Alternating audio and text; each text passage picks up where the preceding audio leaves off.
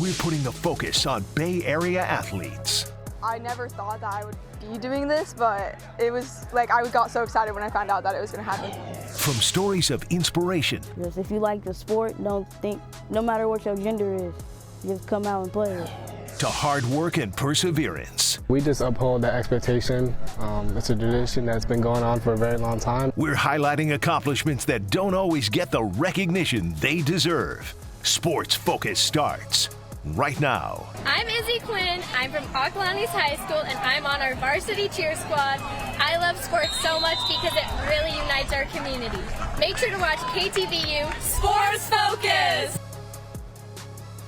Welcome and thank you for joining us on this special edition of Sports Focus. I'm Christina Rendon. With the Niners home opener now in the books, we are dedicating the show to football stories across the Bay Area, and we begin with a familiar face for Niners fans. Legendary Niners quarterback Steve Young returns to the gridiron, this time though to coach girls flag football and his two daughters. KTVU's Bailey O'Carroll visited the three-time Super Bowl champion and Hall of Famer who is now on the sidelines from Menlo School in Atherton. It's been almost 28 years since this moment. Young goes deep middle, he's got Jerry Rice, touchdown 49ers! That's the last time legendary 49ers quarterback Steve Young won a Super Bowl. Nearly 3 decades later, and Young is back on the field, but in a different role, this time as coach. I've enjoyed remembering what it was like to learn how to read a defense and explain that to the other quarterbacks on this team, how to not try to see everything because then you see nothing. Young is the newest assistant coach for Menlo's flag football team in Atherton. Both of his daughters, Summer and Lila, are on the team.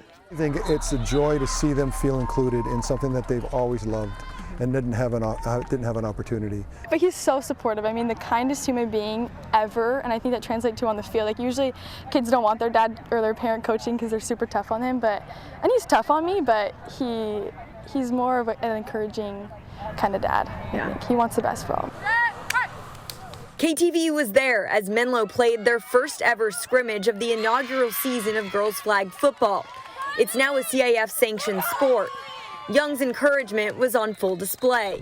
But the first practice I was getting there, we explained to the girls that you could do snap counts on 1 and 2, 3, hut, and get the defense to jump, And they're like, oh my gosh, that's so much fun. And then they told all the girls, that's what we're gonna do. No one flinched. They'd go on 4, no one flinched. And I was like, it took me 15 years to go on 2 with my guy. We'd go on 2 and then we'd remind ourselves the whole way to the line of scrimmage, it's 2, and we still go off sides. Yeah. And they get it in 15 seconds, which is, pretty cool. This is the first time Young has coached a sport either of his daughters played. They were always gymnastics I couldn't really help with. Dance I can't really help with. Not really. Telling me you couldn't help out with dance? I got the moves, I just don't have the expertise.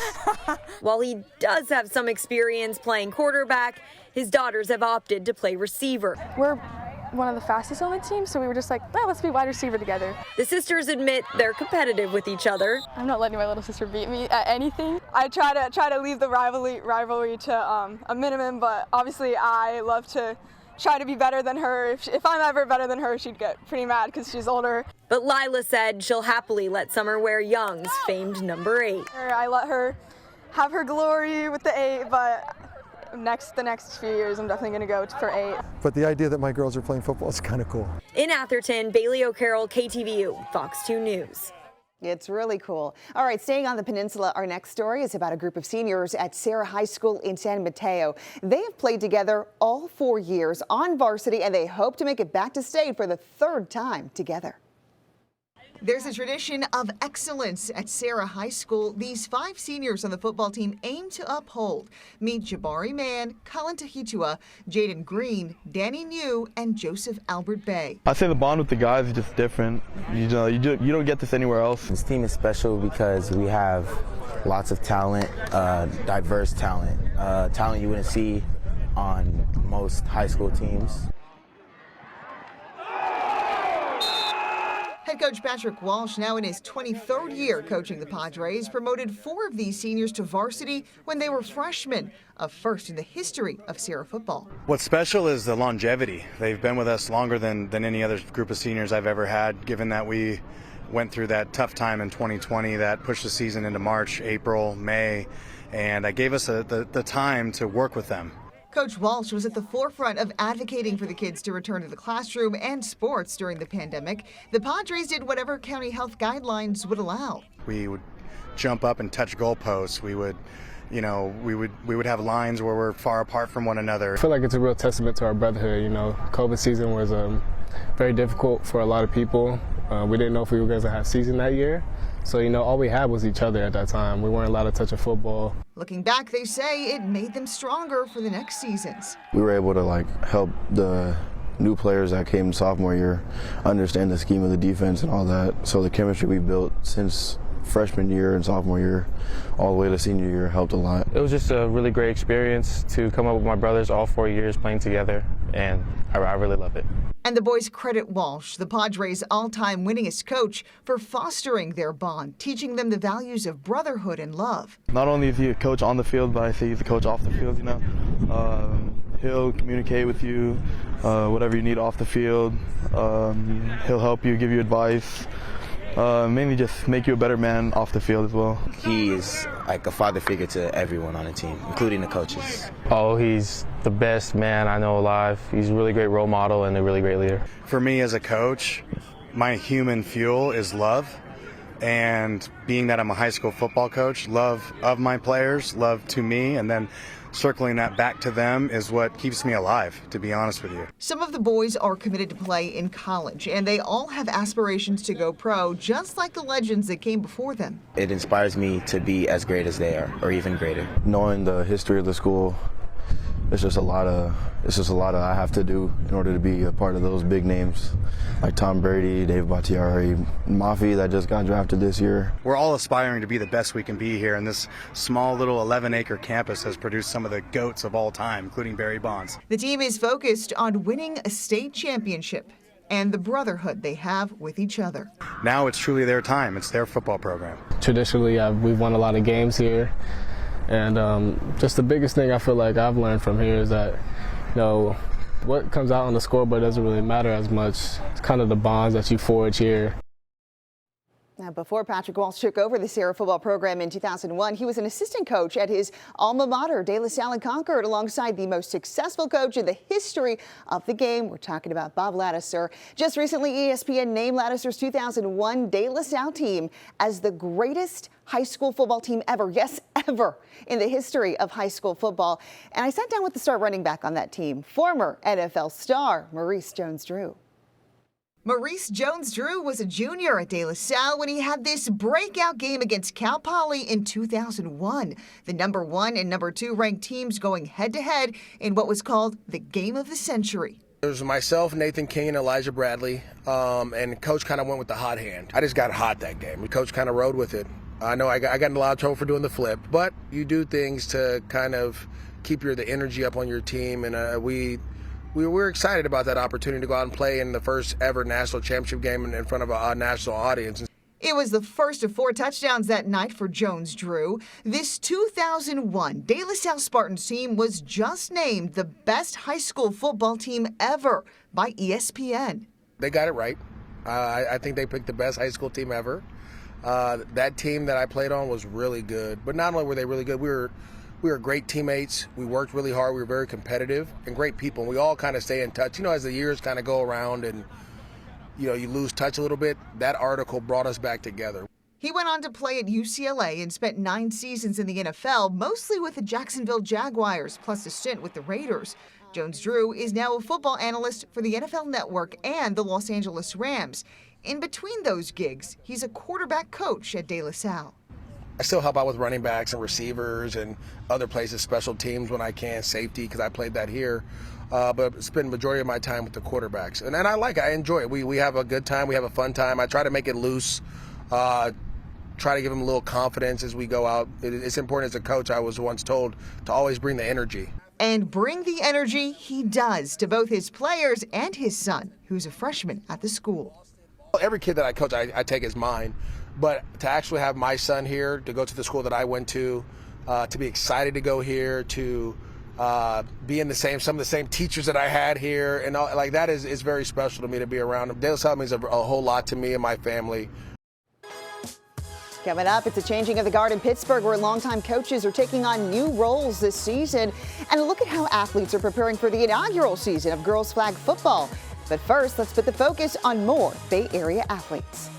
Hi, my name is Abreu Gutierrez. I'm a junior here at Alhambra High School, and I'm so excited to play flag football. Hi everyone, my name is Lila Young, and I play girls flag football at Menlo.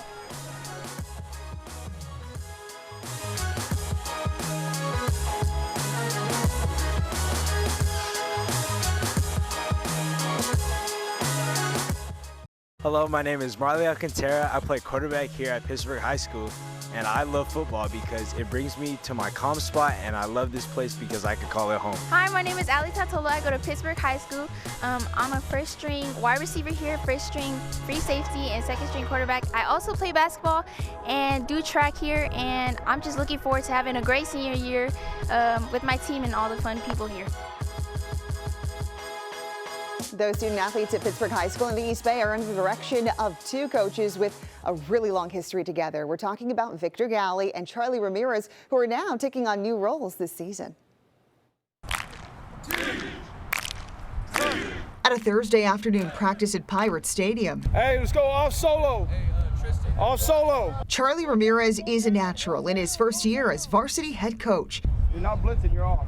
He grew up in Pittsburgh, played here in the early 90s, and joined the coaching staff in 2002. He spent the last 10 years as defensive coordinator under former head coach Victor Galley. The process has probably been as seamless as it possibly could have gone, and which has made it outstanding. Galley stepped down last year after 21 seasons. I always knew that he would excel in his new role. I mean, he's leaves no stone unturned. He's a relentless worker.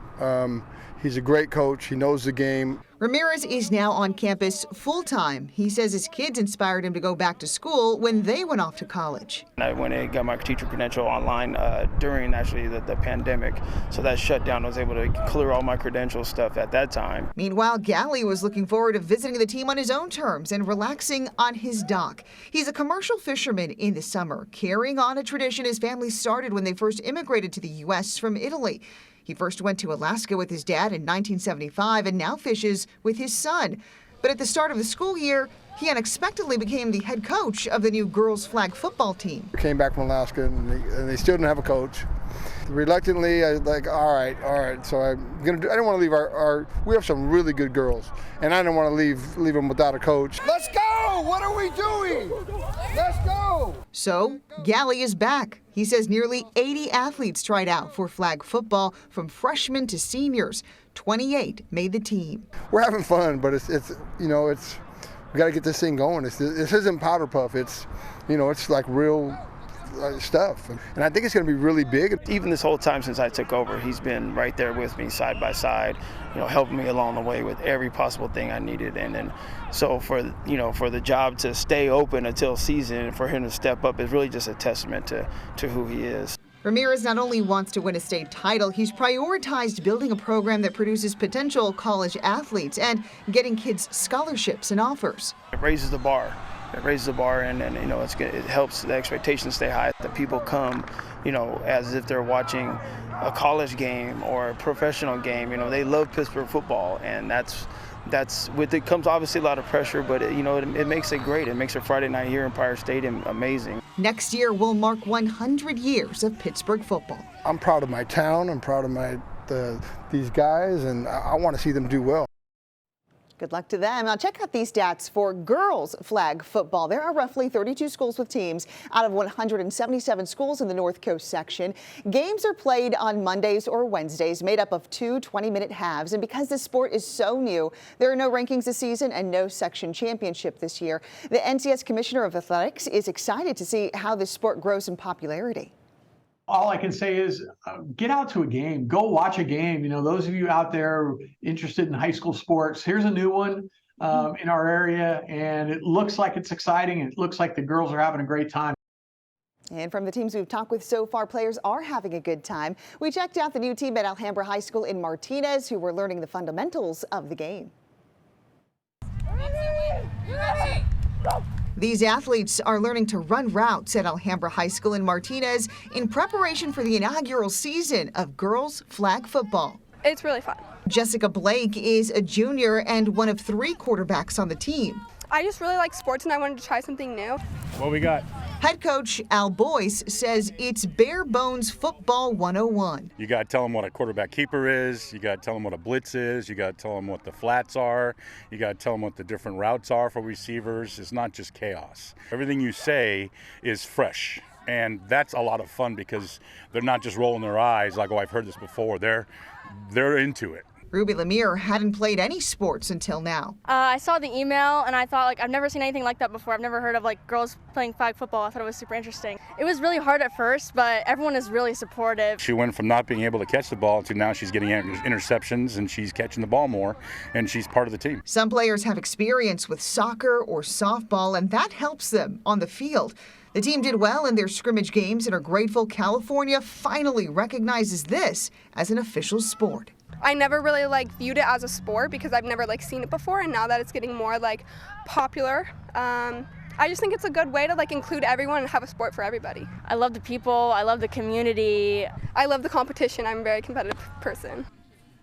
Another coach making headlines this season is former NFL quarterback Andrew Luck. Luck is helping coach football at Palo Alto High School, working with both the varsity and JV teams. The Mercury News first reported Luck's new coaching gig, saying that he's also in a master's program at Stanford School of Education.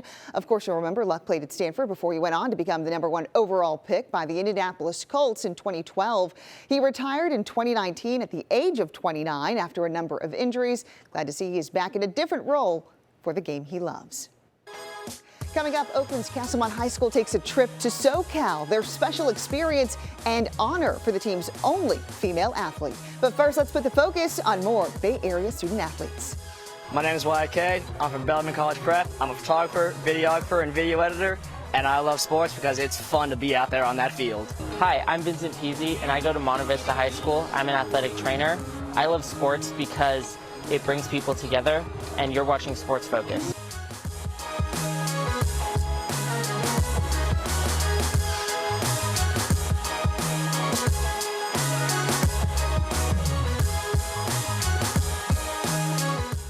My name is Miguel Martin.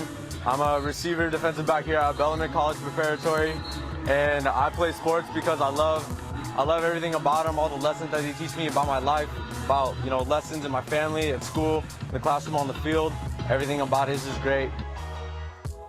Welcome back. Oakland's Castlemont High School football team was the first to tour the new California High School Football Hall of Fame in Southern California.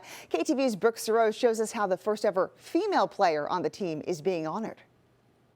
Representing Oakland, Castlemont High School Knights took down LA's Dorsey Dons in the football game's final minutes. It was literally a classic. A memorable moment for Coach Ed Washington, his team, and one special player. She wrote history, you know what I mean? She wrote her own story, and that's a beautiful thing. She stands just under 5 feet tall and just over 100 pounds. They way bigger, but I still play with them. Danielle Johnson is Castlemont High School's first female football player who found her love for the gridiron at age 8. Just if you like the sport, don't think, no matter what your gender is, just come out and play it. There you go, girl. At first I was a little, skeptical about it because I thought she was gonna get hurt, but she plays just like the boys do. So, and matter of fact, she's tougher than some of them. Her mother, Shantae Green, says the guys on the team are more like big brothers. They treat her like that's their little sister. They all protect her. They treat me like one of the guys. It's fun. We just come out here, play. If I get hurt, they tell me it's okay, get back up, and do it again. She brings a lot of pride to the team. That Oakland pride was recently carried to Los Angeles and a unique visit to the Rose Bowl. Her coach chose her helmet to be donated to the new California High School Football Hall of Fame. She was excited and she was happy, and what better person, right? It's an honor. Castlemont's varsity team was the first football team to step inside and see, where soon Johnson's helmet will permanently be displayed for years to come. I see it as like an opportunity to let other females know that it's not just dudes that can play football, you can also play football as well. It's that camaraderie and passion that Coach Ed says makes Johnson the heart of the team. To have resiliency and to never quit, it just shows who she is, and she's very tough. At 16 and playing safety, her teammates know it too. I've witnessed her get hit, and I've seen her get right back up. She's a tough girl. An example, a leader, and an achiever. Anything is possible, and whatever you do in life, as long as you are confident in it and you believe in yourself, it can be done. They let me, I'll really go pro. I'll do it. In Oakland for Sports Focus, I'm Brooks Jarose. Well, Oakland High School's varsity team is turning their football program around. Come on, Wildcats! They won their first 3 games of the season, and that's a pretty big deal when you consider they're coming off 3 winless seasons. Team captain and senior Jamar Davis told us that the losing streak was becoming very frustrating. Coach Terry Hendricks Jr. is getting all the credit for the changes. Felt great, because going into the season, everybody was thinking it was going to be the same thing as the past years. We weren't going to get a win. He feeds us every Fridays, and when we need rides, he gives us rides and a lot of stuff like that. We do team dinners, so also after practice, he makes sure that we eat. He makes sure that people has rides. If somebody's hungry, after practice, he'll give them money so they can get something to eat. He's just always looking out for the kids. Coach T told us he is ecstatic about the wins, and he can see his players starting to believe in themselves and each other. He says most importantly, though, he wants to show these young men that they are all loved. Well, officials have a tough job. Make the call, miss the call. And the country right now is seeing a shortage of officials at sports games across the country. One longtime referee tells us what he and others are experiencing. What's your call? Heads? Call is heads. Dave Kataya has dozens of coin tosses under his belt. He's been a referee in the East Bay since 1968, coming back year after year when other officials have not. This year's actually improved from last year a bit, but it's not an anomaly because it's all over the United States, including our area. There is a definite shortage of officials.